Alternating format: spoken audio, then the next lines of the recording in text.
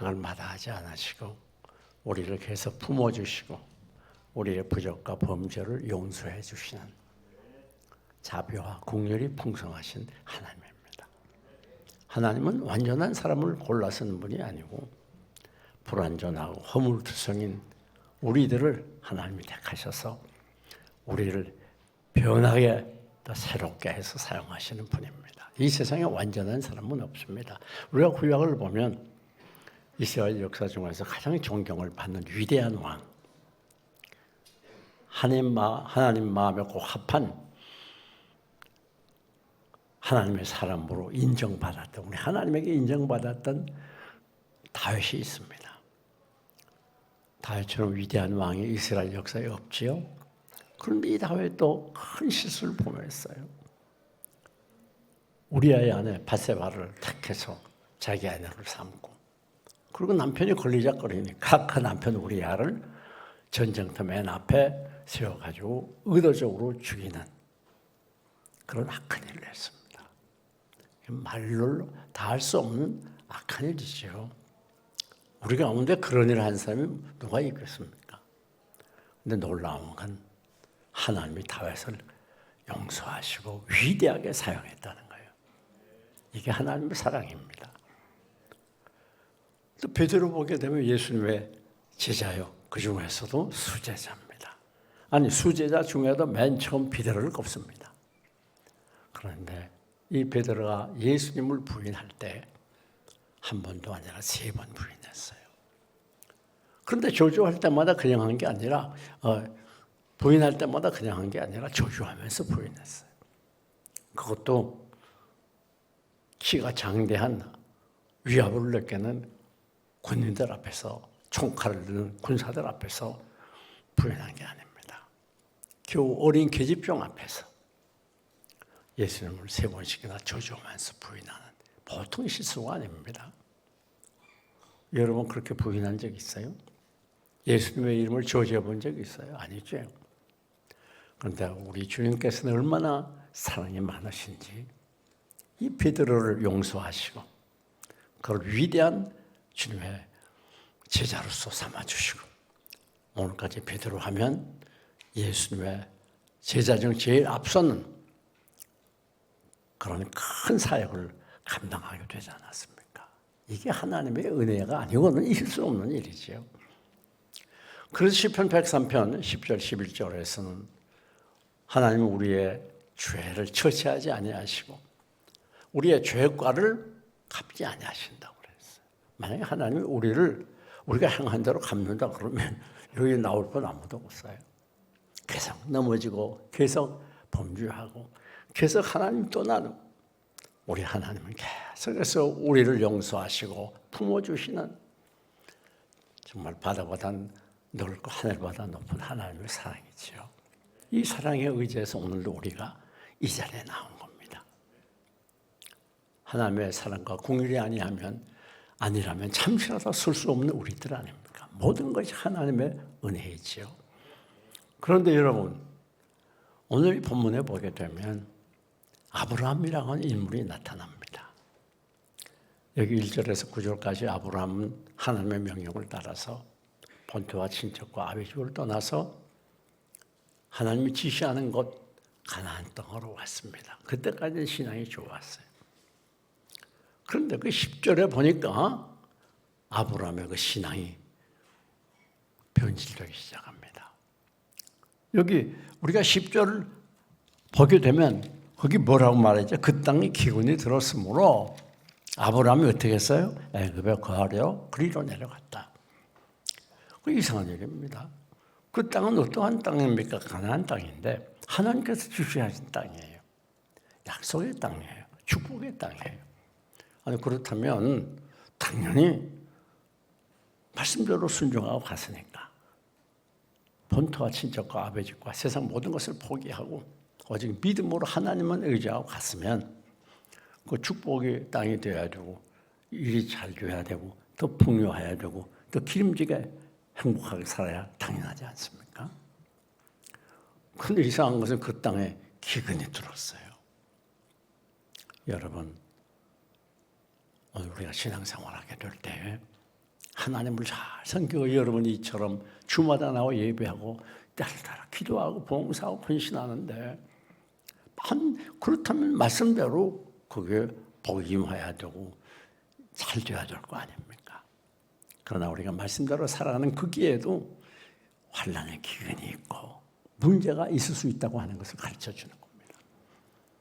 여러분 여기에 보니까 이 애굽을 향하여 내려갔다 그랬어요. 애굽을 향하여. 그때 당시에 이 아브라함은 객입니다.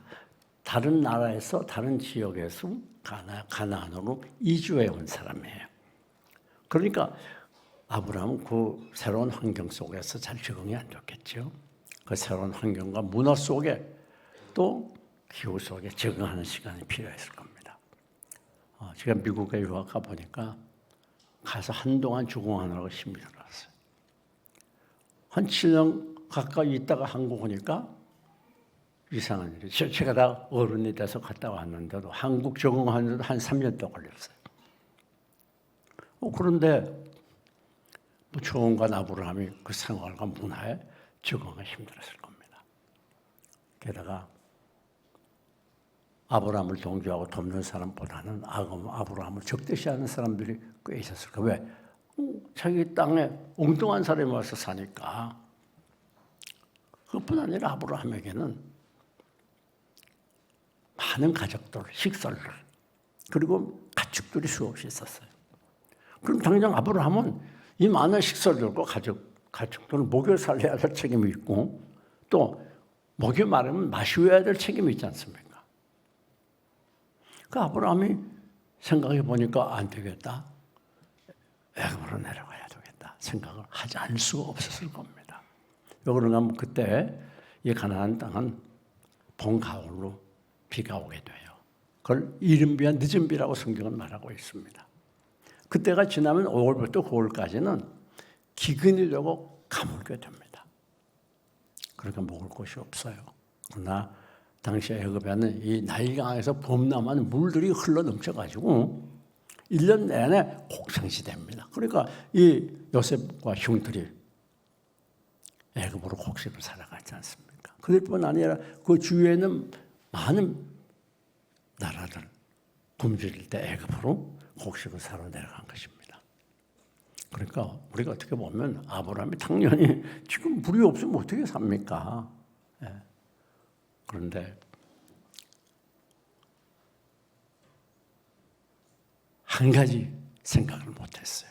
하나님은 사막 가운데도 진수성찬차리는 능력이 있는 분이라는 거, 이걸 믿지를 못했습니다. 자, 여기 곡창시대에서 애굽으로 내려갔다는 건 하나님이 명령하신 축복의 땅을 떠났다는 거예요.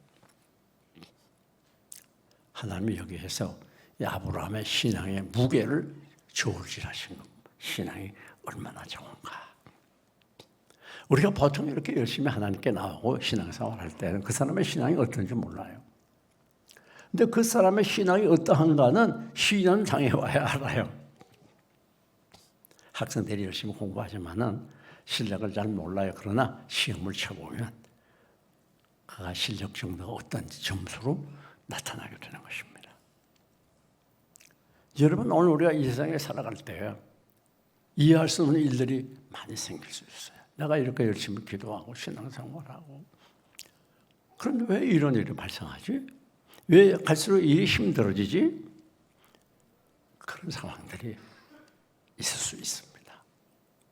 그러나 그때 우리가 꼭 기억해야 되는 것은 어떤 경우에도 믿음이 잊어버리면 안 돼요. 아브라함은 여기에서 믿음을 떠난 거예요. 믿음을 떠났다는 말은 하나님을 신뢰하는 마음이 없어졌다는 말이에요. 믿음을 떠났다는 건 말씀을 떠났다는 것이고 하나님을 떠났다는 것. 우리가 실질적으로 우리가 해석해 본다고 적응해 본다면 교회를 떠나고 교회 예배를 떠나고 기도 생활, 말씀 생활, 봉사 생활, 신앙 생활을 떠났다고 하는 것을 가르쳐 주는 겁니다. 왜? 그것이 하나님 떠나는 거예요. 그것이 믿음 떠나는 거거든요.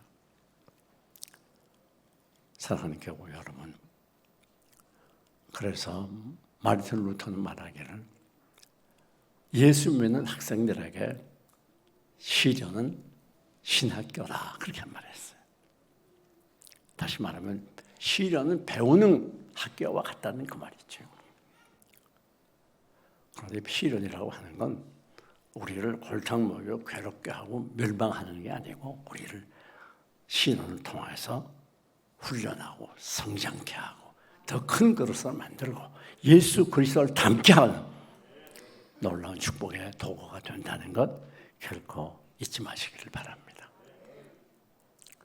여러분, 그런데 여기 아브라함이 실수한 건 뭔가 하면 아브라함은 현실만 봤다는 거예요.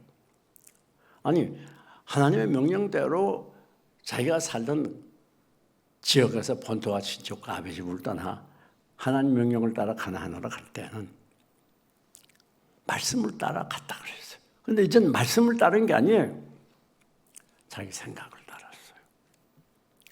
내 생각에는 잊으면 좋겠는데 하나님 말씀을 잊어버렸어요. 그게 아브라함의 비극의 이유였습니다. 우리가 어디 가서 무슨 일 하든지 아무리 현실이 어렵고 힘이 들어도 하나님 말씀을 잊어버리면 안 됩니다. 말씀을 기억하고 말씀을 붙들고 말씀으로 살아야 거기에 하나님이 함께 체험할 수가 있어요.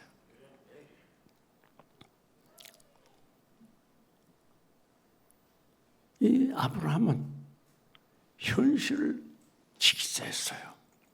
이 많은 가족들, 이 많은 동물들 당장 물을 써야 되는데 여기서는 살 수가 없어. 다 이젠 파산되게 생겼어. 일하면 뭐 한다고 여기로 왔지? 내가 내 고향 땅에서 가만 놔둬도 잘 살 텐데 왜 여기 와서 이렇게 고생하고 파멸되는 상황까지 왔지? 의심하고 믿음이 떠날 수 있어요. 그러니까 현실적인 거예요. 그러니까 믿음을 떠났어요. 믿음 잊어버렸어요. 말씀 잊어버렸어요. 여러분, 그때 아브라함이 비록 여기 기근이 들어서 당장은 힘들고 굶고 죽게 된다 할지라도 나는 하나님께서 보내신 축복이 있다니까 나는 여기에 죽어도 여기에 머물겠습니다. 그런 결단을 가졌다면 하나님이 그를 보냈을까요? 천만의 말씀입니다. 우리가 여기서 꼭 기억해야 돼요. 믿음을 떠나면 잠시 잘 될 것 같이 생각하지만 문제가 있어도 믿음으로 살면 그 문제가 해결되지만 믿음을 떠나면 문제가 발생하게 되고 인간의 힘으로 해결할 수 없는 더 큰 문제에 빠지게 되는 거예요. 그러니까 착각하면 안 됩니다. 오늘 그리스도에는 언제 어느 때나 믿음 떠나지 말고 믿음 안에, 말씀 안에, 하나님 안에, 교회 안에, 예배 안에 거하게 될 때 그 길이 형통의 길이요 축복의 길이고 잠시 어려울지 몰라도 그 길이 잘 되는 길이고 하나님의 도우심을 체험하는 길이고. 자, 우리가 베드로를 보게 되면 베드로는 원래 열정적인 사람이고 적극적인 사람이잖아요. 그러니까 이 배를 타고 가는 중에 풍랑을 만났습니다. 그런데 예수는 풍랑에는 바다 위로 밤중에 찾아오셨어요. 그러니까 주여 누구십니까? 나야. 그러니까 베드로가 정말 주시면 나를 바다 위로 걸어오게 하세요.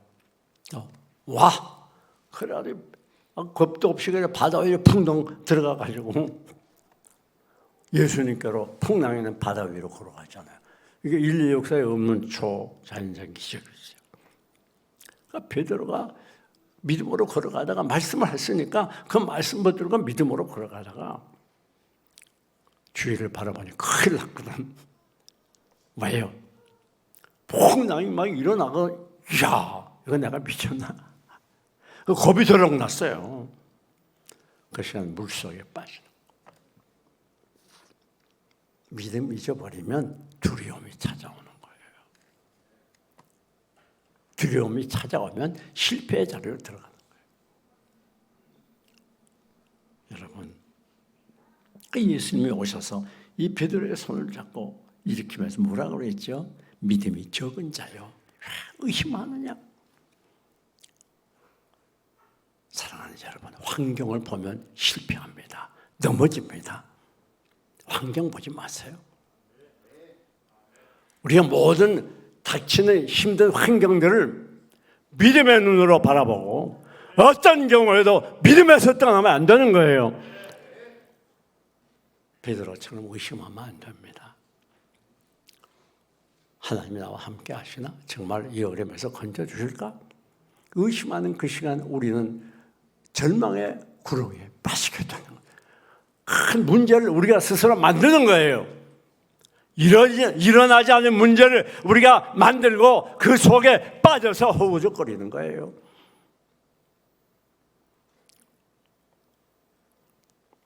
여러분, 혹겨가서 이 신앙과 현실은요, 어떠한가 우리가 볼 때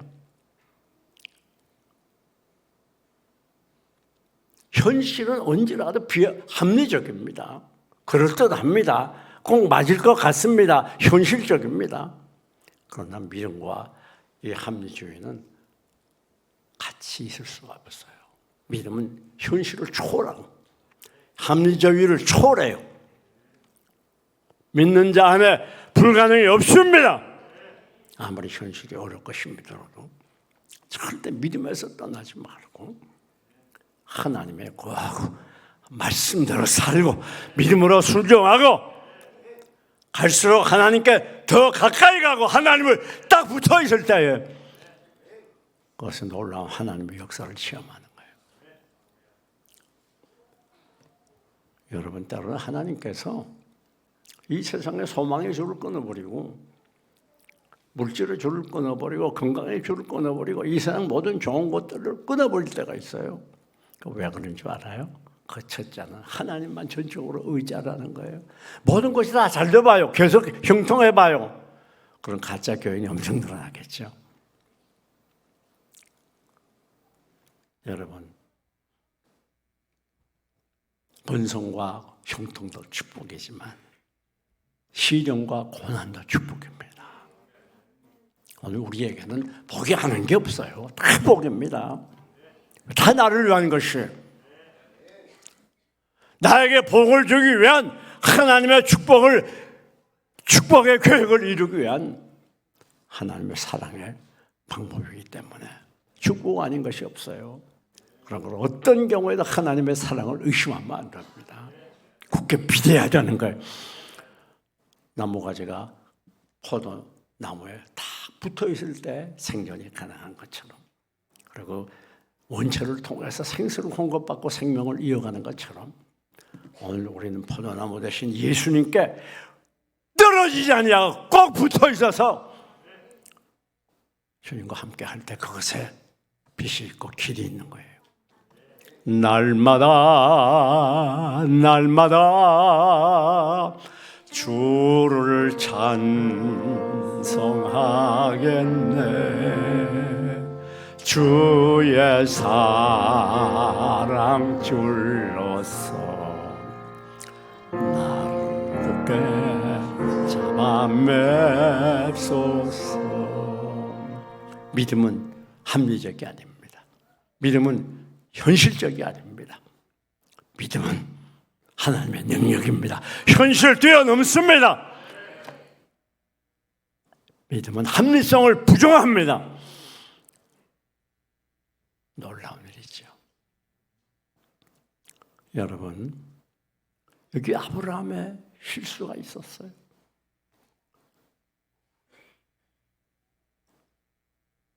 뿐만 아닙니다. 더 재미있는 얘기가 나와요. 자, 여기 11절에 보니까 그가 애굽에 가까이 이르렀을 때 그의 아내 사라에게 말하되 내가 알기에 그대는 아리따운 여인이라 애굽 사람이 그를 볼 때 이르기를 이는 그의 아내라 하여 나는 죽이고 그대는 살리리니 원하건대 그대는 나의 누이라 하라. 그러면 내가 그대로 말미암아 안전하고 내 목숨이 그대로 말미암아 보존되리라 하니라. 여기 아리따다는 말은 얼굴에 잡티가 하얀 걸 말해요. 그때 당시에 이 사라의 나이는 65이었어요. 그런데 25에서 30살로 보였다는 겁니다. 여러분 너무 그렇게 기대하지만 안 돼요. 내가 아무리 봐도 우리 남자 성도들은 부인 때문에 문제 생길까 걱정 안 하셔도 될 것 같습니다. 근데 워낙 아름다웠단 말이에요.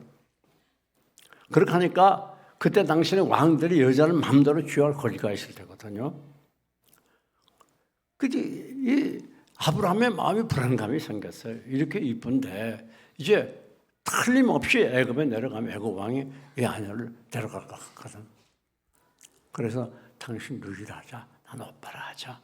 그렇게 서로 약속을 했어요. 하나님의 말씀 떠나면 인간의 악한 계획이 나오는 거예요. 하나님 말씀 떠나고 하나님이 떠나면 인간의 수단 방법이 나오는 거예요. 그거 가지고 문제가 해결될 것 같지 않습니다. 오히려 더 큰 문제가 발생돼요. 아브라함은 이 자기가 세운 꾀에 자기가 빠진 거예요. 그렇지 않고 그런 일이 일어나도 불행이 다가와도 우리 당신과 나는 죽을지언정 말씀대로 삽시다. 그럼 하나님 구원해 주지 않겠어요? 그렇게 믿음에서 떠나가 악한 행동을 했음에도 불구하고 하나님이 건져주셨다면 믿음으로 죽을 각오하고 지켰으면 하나님이 더 좋은 걸 주지 않고 더 큰 복을 주지 않았겠습니까? 아브라함은 그렇게 하지 못했어요.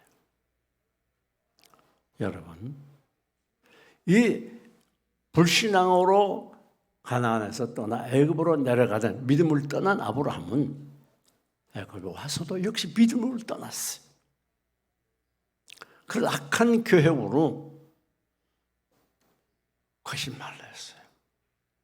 인간의 하나님 떠나고 믿음에서 떠나면요 악한 계획을 세우게 되고 인간의 수단 방법이 나오고 하나님 의지하지 않고 말씀 버리고 그냥 자기 수단 방법을 무엇을 해보려고 노력하게 됩니다. 이것이 말씀을 떠난 자의 특징이에요.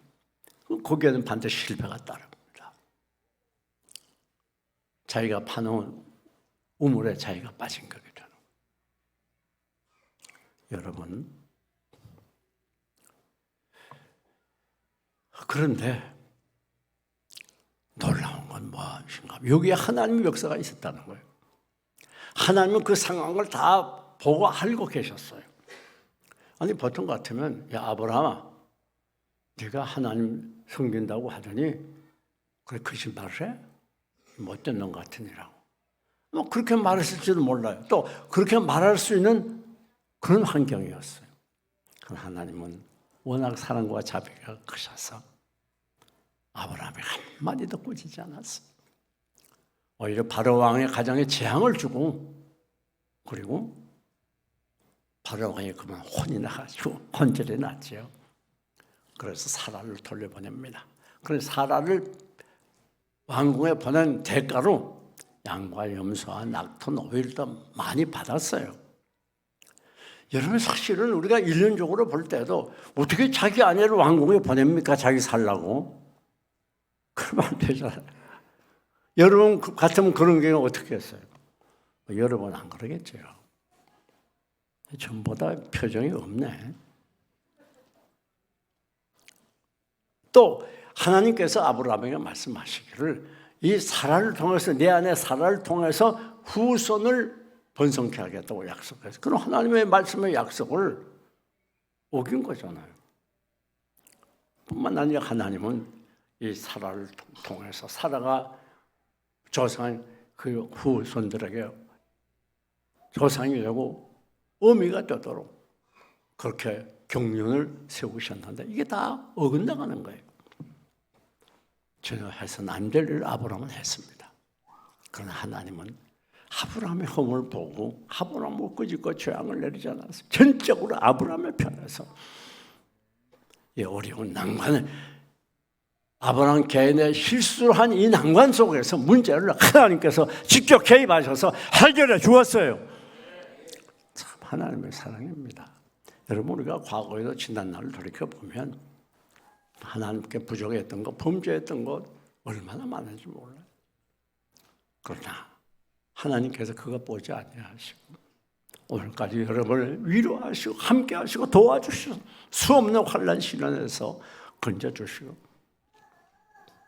이렇게 하나님께 나와서 예배할 수 있게 한 거 전적으로 하나님의 은혜가 아닙니까? 하나님의 도우심이에요.